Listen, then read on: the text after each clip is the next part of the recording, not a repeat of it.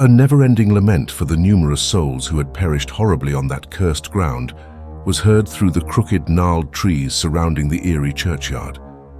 Low in the hazy sky, the moon poured weak light on the old headstones, illuminating names and dates that the living had long since forgotten. The chilly, damp soil appeared to tremble, as if it were also fleeing from the evil that had crept into this abandoned area. According to local law, the churchyard is a cursed location, where the line separating the living from the dead has torn. Those who went there did so with apprehensive hearts, their steps reverberating in the holy silence like distant drum beats. A small band of brave individuals had assembled at the rusted wrought iron gate on this chilly night, their faces pale with anxiety and their eyes wide with fright.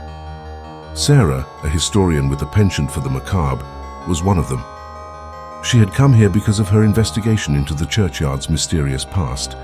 Her intrigue outweighed her fear. The flickering glow of her lantern, which she held closely, illuminated the winding route that led to the cemetery's center. Sarah said, "I can't believe we're doing this," her breath evident in the chilly air. The other thrill-seekers, her buddies, mumbled apprehensively in agreement. Although they were intrigued by the mystery of the churchyard, they were not thinking of the horrors it held. With each stride, Sarah led the way while her heart raced. The grave markers stood out like imposing sentinels, each a reminder of lives no longer lived. With each passing second, the air got colder, and the ground beneath their feet appeared to throb with an evil energy. A gut-wrenching scream broke the stillness as they approached the churchyard center. The group turned around as their lamps cast the gravestones in ominous shadows. Everything they witnessed defied logic. A woman stood among them, her clothes bloodied and torn, her ashen visage twisted in pain, her eyes soulless holes. She leapt at Sarah, her skeletal fingers grasping her throat before anybody could respond.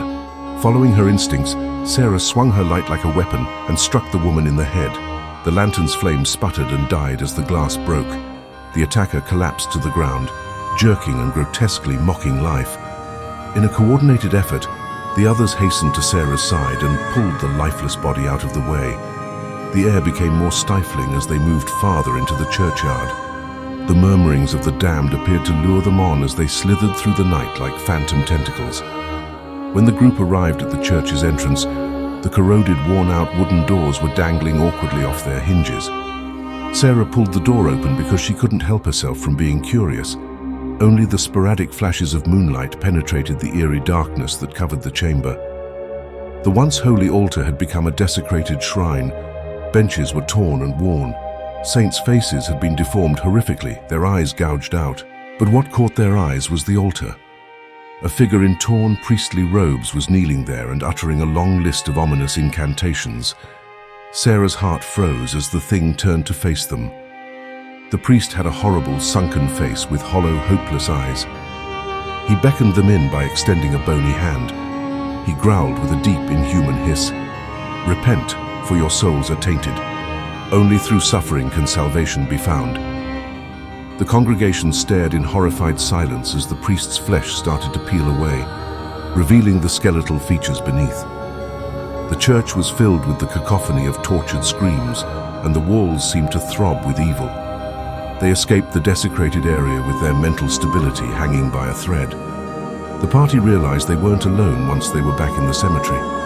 Unsettling eyes were fixated on the intrusions as spectral figures emerged from the darkness. Some of them were ghostly echoes of the living, their faces contorted with unrelenting agony. Others were horrific monsters that had been altered beyond recognition. They were nearly completely in the dark because Sarah's lantern had been extinguished during their hurried retreat. The dead moved nearer, their quiet complaints and desperation crushing the living. They collapsed to the ground one at a time, groaning in pain as the ghosts appeared to rip at their souls. Sarah searched for her phone as her desperation overpowered her. As she tried to phone 911, the dark screen of the device barely lit up her face. The ghosts drew closer, grabbing her with their icy, clammy hands. She heard a voice saying, "Get out!" in her head, and she knew it wasn't her. It was the collective scream of the ghosts, a fervent appeal for relief from their never-ending suffering. Sarah stumbled to her feet while becoming more determined. She felt an unusual kinship with the damned, because she could feel their suffering and agony. She came forward and spoke to the spirits in a shaky voice. "I apologize for what occurred here. I'm sorry you're going through pain. We didn't mean to disturb you," she murmured, cutting through the gloom with sincere words. The spirits hesitated, sadness written on their ghostly faces. Then, with a resounding groan, they moved away, vanishing into the darkness like mist. The night was once more silent as the ominous aura subsided. The gang stumbled out of the churchyard after being rattled and bruised, leaving the spirits of the past behind. The churchyard will always be associated with sinister lore, but Sarah's visit had given her a newfound appreciation for the tortured spirits that lurked there. A requiem for the lost souls who had found a brief reprieve in their encounter with the living was carried on the wind as they wandered away. The ghosts of the haunted churchyard kept their everlasting vigil as the moon appeared from behind the clouds in the distance, casting its pale light upon the cursed land. They were waiting for the next unaware visitor to witness their awful fate.